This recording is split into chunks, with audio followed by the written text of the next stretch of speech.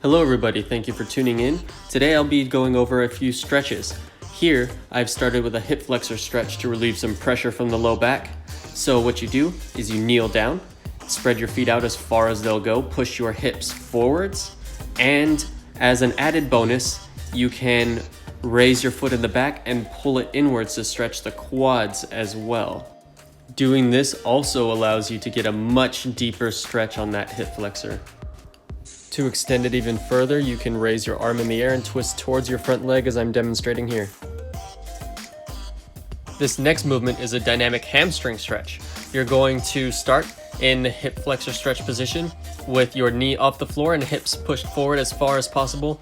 And then from the heel, while keeping your hands flat on the floor, push until your leg is fully extended or as close to fully extended as possible and return back down. Breathe in as you go down, breathe out as you go up. It's important to remember, at the bottom of this stretch, raise your chest up and push your hips forward to really open up that hip flexor. Also, when you're pushing back, extend that leg as much as possible. I know it's uncomfortable, but you can do it. Repeat this 5 to 10 times on each leg.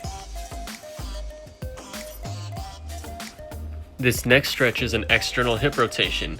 Start in the hip flexor stretch position and keep one hand flat on the floor for balance. Take the other hand and push that knee outwards as far as it'll go. It's gonna pop a little bit. This stretches out the groin and the hip flexor and allows for better range of motion squats.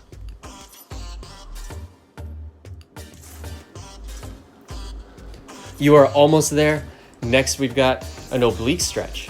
Start with both hands flat on the floor, step up with one foot, slide the other foot across the body as far out as it'll go, and bring that hip down towards the floor. You don't want it on the floor. You want it hovering just above the floor as you bend at the waist while you support yourself on your arms.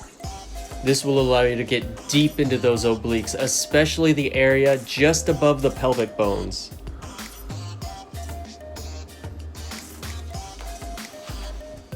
Lastly, I like to cool down for my stretch workouts with a little deep breathing, downward dog pose, sun salutation, and lastly, into child's pose. Thank you so much for tuning in.